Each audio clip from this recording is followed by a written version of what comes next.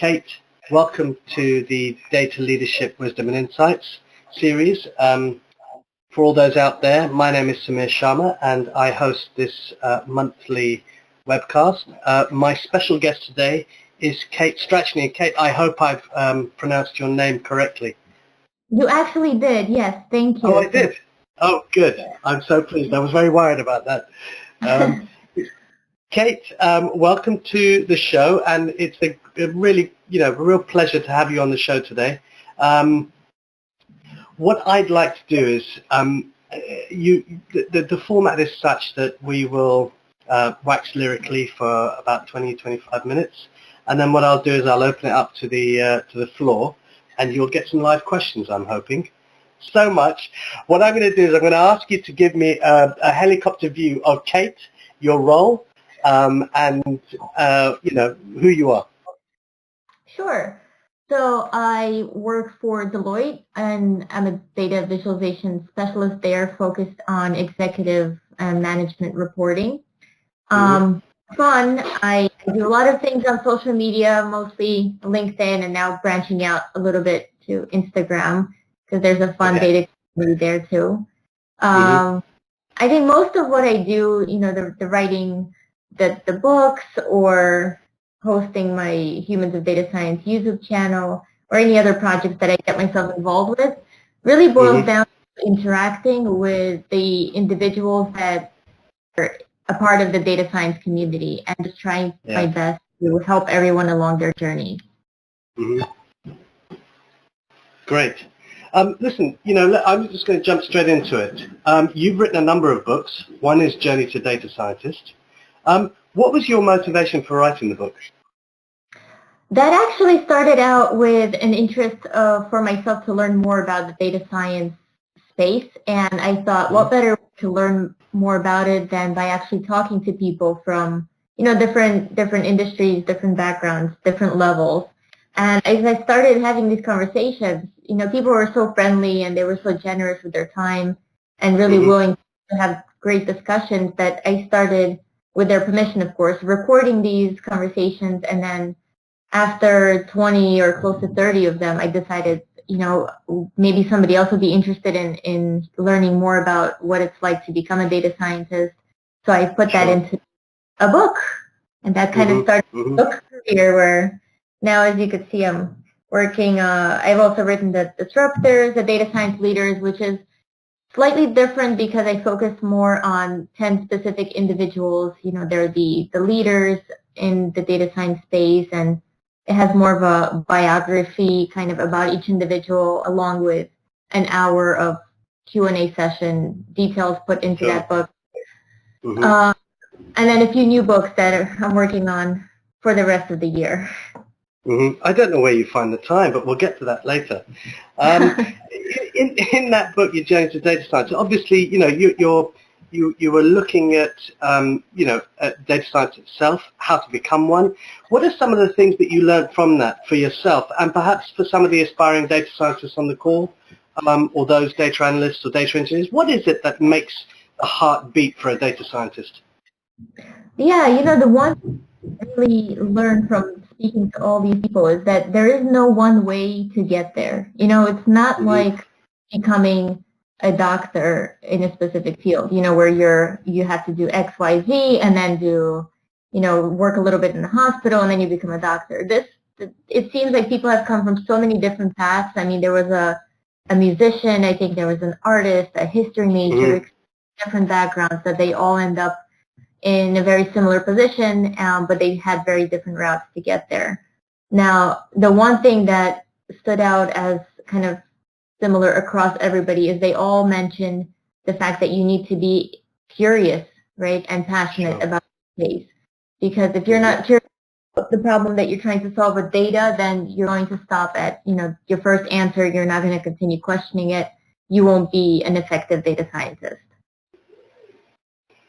True. So since then, what would you say is the let's just strip it down to two things. What's the top personal trait and what's the top technical trait that you would relate to data scientists? I know I'm asking you for for one of each, and there's probably more, but what would be on your top? I think the personal one goes back to the curiosity, just continuously wanting to learn more, because so many things are changing, as we speak. New languages, new programs, new issues are popping up, new technologies that you have to keep up with it, and being curious about the space is really helpful. I mean, people ask me, hey, how do you do all these things? And for me, the easy answer is I want to do these things. Like, this is fun for me. It doesn't feel like work because it's love. And I think once you have that curiosity about a space, everything just becomes easy. Now, from a technical perspective, I think you do need that technical background of, mathematics, statistics, programming, kind of that Venn diagram of a data scientist. But one thing that stands out for me is, I think, the ability to tell a story or communicate your findings to the end user or the audience is really important. Because I think it's a little bit easier to teach somebody programming, but it's not as easy to teach them how to communicate findings. Not sure why that is. Maybe it's our school system. It teaches you how to kind of memorize facts and do things, but we don't do presentations and kind of tailoring your message to the audience type of education. So I think that's definitely one key. Okay, no, that's good. That leads into a thought process of where you started and what you do on a weekly basis, because I know that you're very heavily into data visualization. And obviously, we look at data visualization. It is the dissemination of information. It's the area of storytelling that we've known best for a long time. Taking that to the next level, as a data scientist, what are the things that you should be exploring and advocating for when you're visualizing data? What are the most important areas, in your opinion? I think keeping the audience in mind is extremely important, because then it'll kind of help you drive to what message are you trying to say, right? Start with the audience in mind, and then what's the message you're trying to convey, and that's when you start to think through the visualizations, because different messaging and different data types require different data visualizations. So if you're speaking to like an executive management committee, you probably don't want to have 16 pages of Excel spreadsheets pasted somewhere as pictures so that they would have to pour through your audience, and that's what they love. You probably keep it at a level as a one-page high-level dashboard with really big numbers and clearly stating what the trends are, so they don't have to guess. In other cases, you can get more creative. There's definitely a space for the data art and the different types of visualizations that can be used for different purposes. You explore Tableau and a number of, you're a Tableau expert, but you're also on a journey of exploring other tools. What have you found most effective about Tableau itself, and perhaps some of the other tools from an end user perspective? So I think the tools are very, very similar, right? So Tableau, Power BI, Domo, they're all very similar. For me, I think my reason for falling in love with Tableau is because it was my first tool that I used, 5 years ago, and kind of like I related to having your house, right? So Tableau is my home. I know where the kitchen is. I know where the spoon is in the kitchen drawer, and I know how to quickly find it and use it.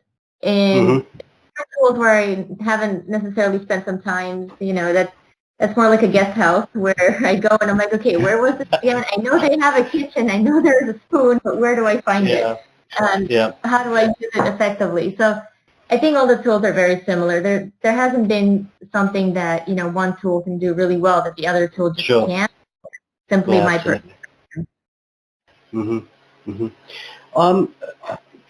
Coming back to the idea of visualization, what are some of the challenges in your role that you face day to day with visualization, apart from the storytelling bit? Are there other challenges that you're facing? Yes, absolutely. So I would talk about interactivity. So Tableau has all these great features where you can click through, drill down, filter, click on links. And there are certain members of my audience that still prefer the spreadsheets and another set that prefer the PowerPoint, where they don't want things to move. They want what they saw yesterday to be the same as what they see tomorrow and next week. I'm in my new document, and then they can keep this old document.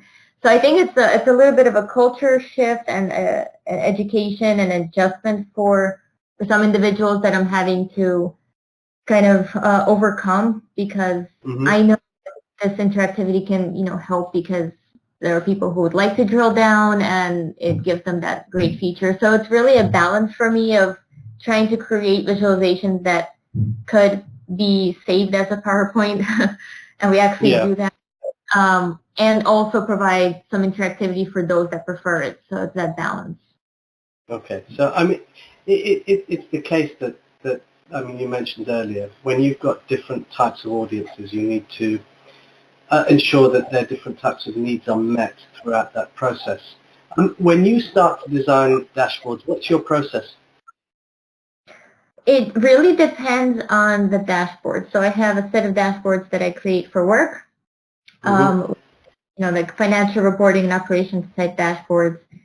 For that area, at the company I work for, we have a very specific color palette that we need to use. You could be creative to an extent, right? But then you still need to maintain that professionalism. You can't bring in random pictures, and so I think that it's like very standard reporting with the specific icons we need to use and the logo.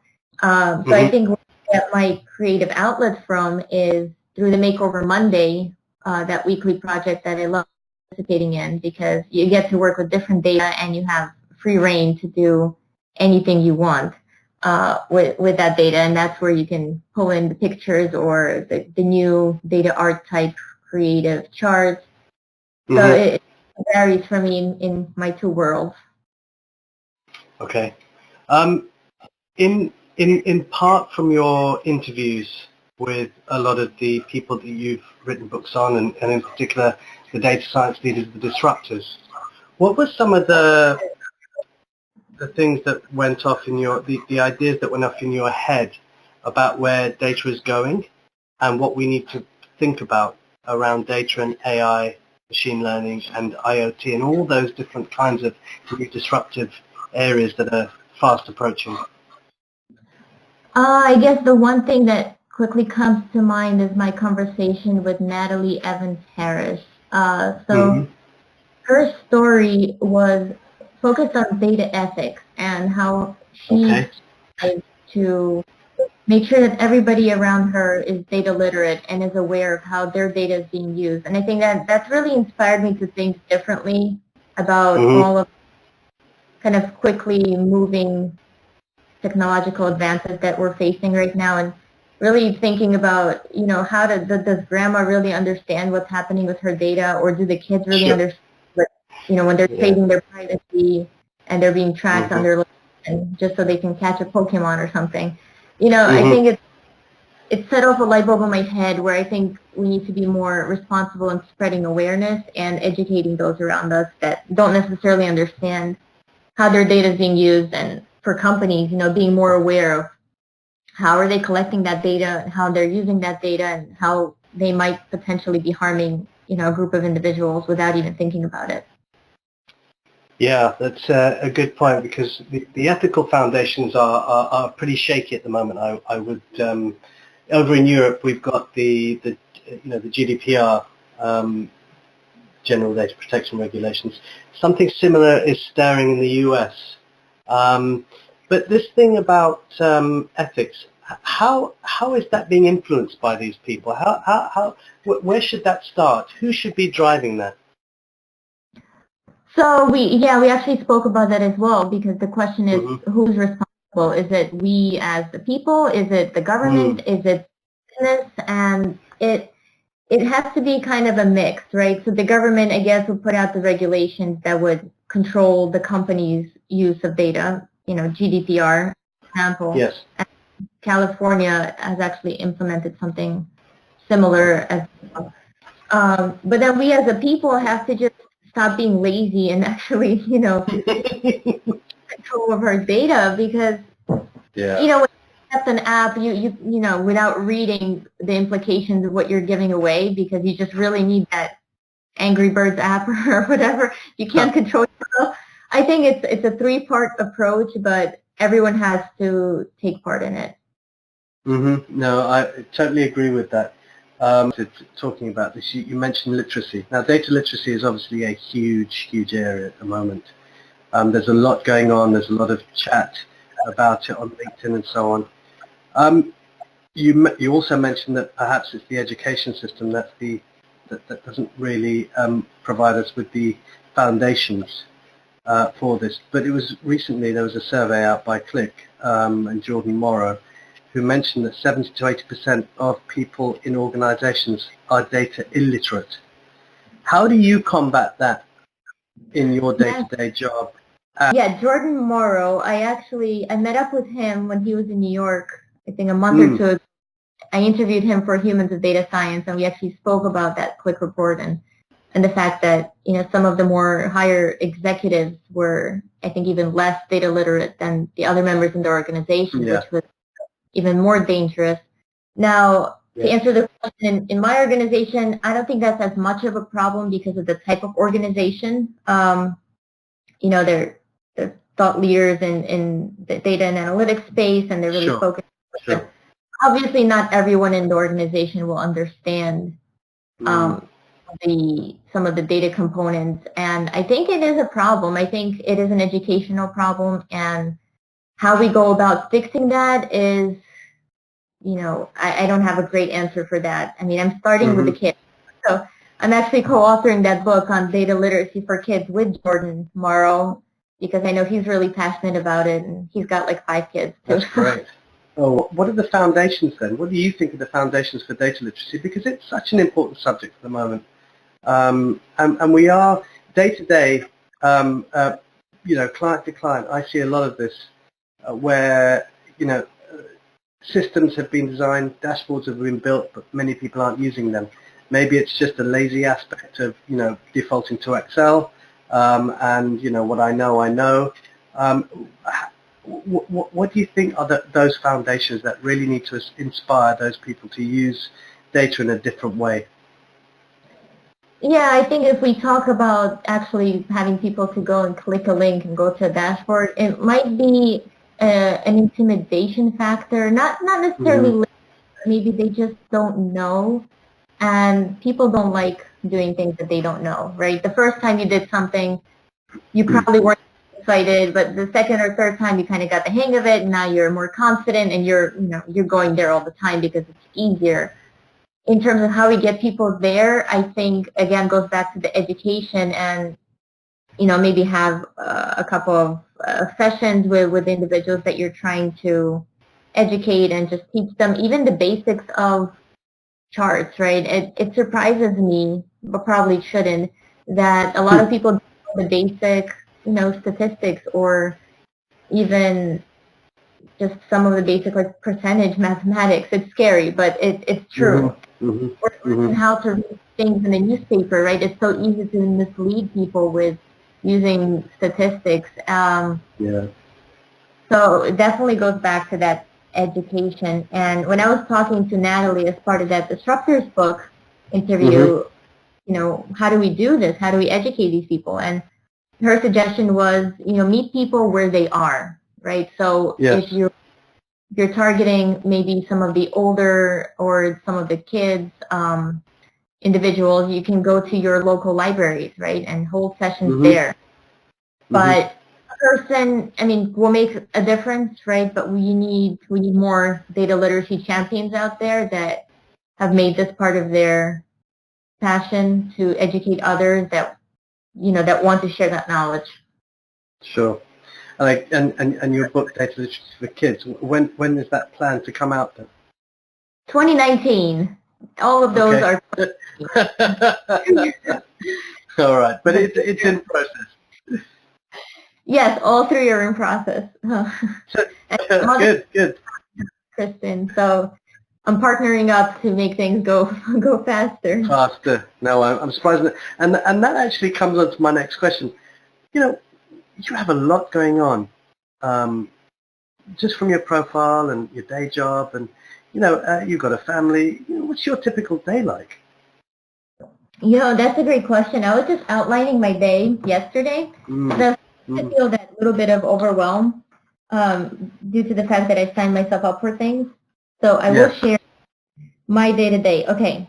Because I'm like, okay, how many hours do we have in a week? Let me see how I can do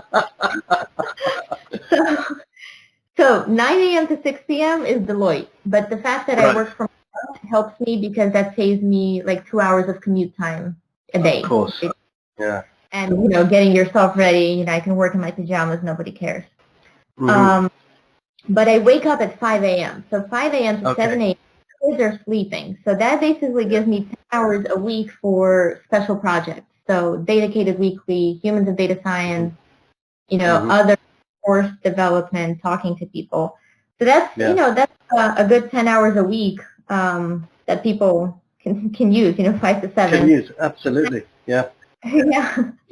And then 7 to 9 is really the getting the kids ready for school or, talking to them. And then again, 6 to 9 p.m. Every day is the kids' time, the dinner time, the bath time for them. And then, 9 to 5 a.m. I sleep. Usually I'm in bed at 9. And then the weekends are mostly, I would say, 95% kids because that time will just fly by and work will always be there, so I try to make the most of that. Of course, of course. Kate, when writing a book, what's your thought process? How do you do that? Okay, so if we take the disruptors as an example, I started with, the fact that I want to interview people, right? So I'm looking through lists of individuals and, who can I contact and who would actually respond to me. So part one is getting the interviews scheduled, but then the second part was getting the questions ready. So I did a very thorough biographical analysis on each of the individuals and wrote up specific questions based on their journey and kind of what I think would be interesting to other people in addition to myself. And then sorting the conversations, getting them transcribed, typing everything up, and then you have this whole pool of, biographical data, and then the Q&A session, and then comes the storytelling portion of, what do you want to say about this person, and then you put it all together. It's hard to describe that process because it's a process of you just sitting there and piecing it together. It's like sewing a quilt of information. Sure. And then, getting the book reviewed by individuals to make sure that you're not the only person in the world that likes it, because obviously it's your baby. And then sometimes having to hear some difficult truths where they tell you, you should really kill these 2 pages. They don't add value. Like, but I worked so hard. No, taking that advice is hard. And then the fun part for me was, the marketing and the talking about what I learned, and definitely these amazing individuals. I mean, I was super honored to talk to like TJ Patil, Bernard Mara, Carla Gentry. I mean, it was just amazing to even get them on a phone. I was like totally talking to them. Yeah. Didn't you talk to Thomas Davenport as well? Or did he wrote the forward? He wrote the forward of the book. So I mean, that's amazing. Yeah, when I asked him, so I reached out to him on LinkedIn, my platform, and I, obviously I didn't think I'd even get a response, but I sent him a message, and I asked him if he'd be willing to write the forward, because Bernard Marr actually spoke about Tom Davenport as being one of his role models. I shared that with him as well, and he said, sure, I'll do it, but only because you spelled the word forward right. It's easy to mess that one up. Wow! That could have been the demise of the forward. Yes. Well, so I'm a keen LinkedIner as you are, but you seem to have taken it to another level. and I'm sure there's a lot of well, certainly when I'm quite exhausted when I'm following you, in a good way. Don't worry. But for those people who are looking to build, generate content, create a presence, and certainly get noticed, what are the things that you would suggest that they do on LinkedIn? Because it is the only platform that a lot of business people use. Certainly, Yeah. you've mastered it. What's the general kind of rule of thumb, and what would you suggest for those people who are wanting to get more prolific in their views and so on? Sure. I think the number one thing I would say is put out content regularly. Mm-hmm. People say I'd like to be noticed, and if you're not putting out content, there's no way people will notice. Number two is don't worry that somebody already wrote it, or already recorded this video, or already took whatever. Your perspective is unique. Whoever you are, wherever you are, I'm sure there's something that makes your perspective unique. So even if there is an article about how to get started with Python, or somebody shared a book, like, it doesn't mean that you shouldn't do it, because that's how you can innovate a little bit. You can even say the same thing. It doesn't matter. You're putting stuff out there. There's so many people. I think 590 million people on LinkedIn. Everyone else has all this other article that you're thinking of. And number three, I say definitely be genuinely yourself. I think what stands out is when you're not that robotic person that's just sharing content. When you post something, it doesn't have to be even really personal, but something that just shows people who you really are. That you're not a robot, and you're not using some automated system to try to gain likes or followers, because there are people there that have set up automatic posts, and they wonder, why am I not getting engagement? Well, because people can see that that's not really you posting it. I wouldn't want to speak to somebody who didn't take the time to actually create the post. So every single one of my posts, I mean, some of them come out like at 11 p.m. or, because I just woke up and I wanted to post something during the night because my baby woke up and I'm up. I would post it right there. I'm not going to think about, is it even on LinkedIn? Do I get the right engagement? I think that's kind of what helped me stand out, is just not thinking too much about those algorithms, or, don't put the link in the body of the message because I think if people want to see it, I think they'll find a way to see it. They will. And it's a good point, because people do get het up on the top 10 things to do in LinkedIn. But equally, I think people say, oh, it's best to post on a Tuesday or a Thursday, or between 11 and 12 and this and that. I just think, well, what if you have to post at another time? Doesn't it? For me, it doesn't make a difference. Yeah, you actually stand out, because everyone else posting on Tuesday, and guess what? Somebody logged in on Wednesday, and you're the only one who posted. Exactly.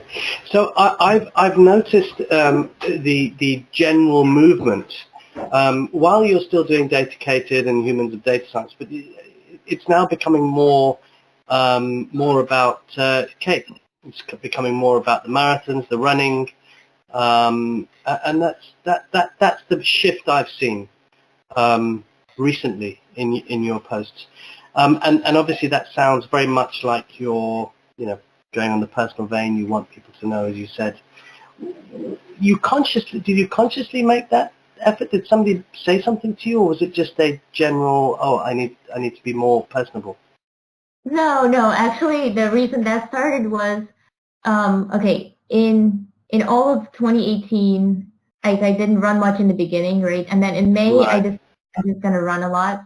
And I posted, to make myself do it more, I posted it online, because once you post it, you have to do it. Yes. Cool. You have more accountability, at least for me. And I said I was in May, and I got, a lot of encouraging posts, and there was a old lady that I always ran past. She was always walking her dog. And she's like, hey, are you training for a marathon or something? And I'm like, no, not really. And then in June, I decided to sign up for the marathon, right? Wow. To get into the New York City Marathon, I had to either win the lottery, which I was already 6 months late for, or raise money. So I decided to for a charity back on my feet, which definitely motivated me to post a lot more about my running, trying to raise money for that charity, which helped.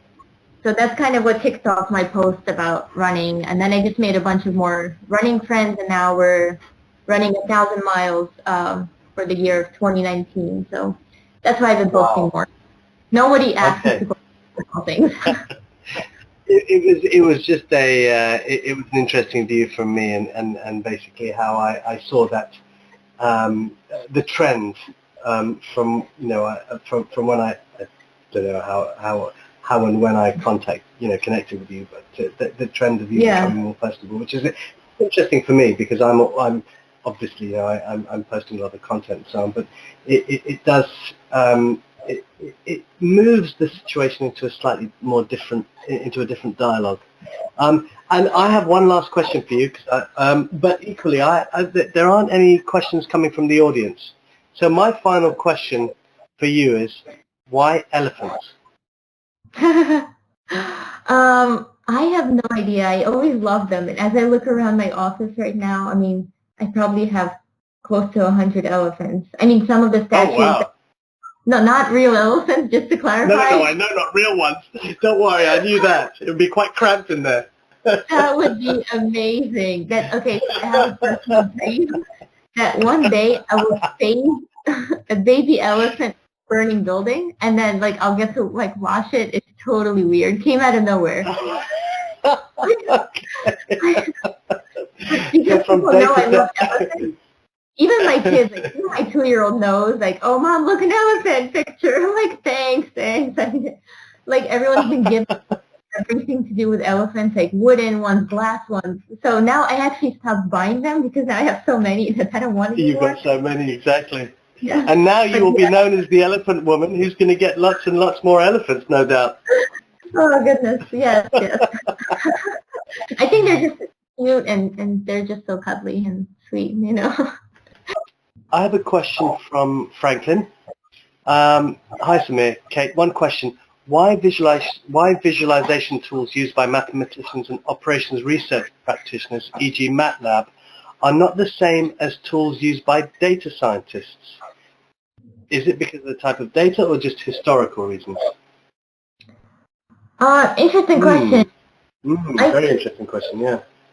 Yeah, I think sometimes there is some overlap. I have heard of data scientists using MATLAB. I personally haven't used MATLAB, but I think it might be driven from the type of data. I mean, I don't have much of a background of working with mathematicians or operations research practitioners. Mm-hmm. Yeah, that's an interesting question. I've mainly heard data scientists use Python, R, and then SQL to get stuff from a database, and not so much of MATLAB. It could be the different use cases for the software. What do you think? I tend to agree with you. So when I look at data visualization tools, a lot of them have become more widely available. I would say over the last 7 years.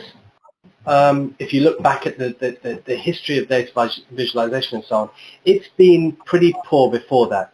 So, Click was probably the one that really pioneered it, apart from things like Excel. MATLAB, I would think, was the precursor because of the whole marketing movement, and certainly when we look back at how data was collected and so on, it was more for statistical purposes.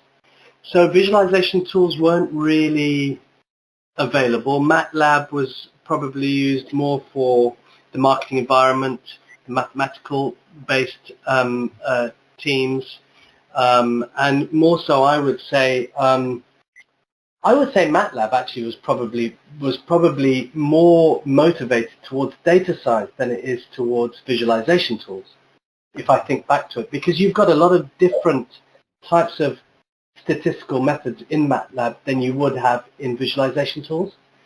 Yeah. So I think there's definitely things that are different. And if you look at MATLAB, I mean, it is a programming language in that sense. So, you know, it's probably got a little bit more heavier usage on the statistics side, as I said, you know, previously. But it's a really good question, Franklin.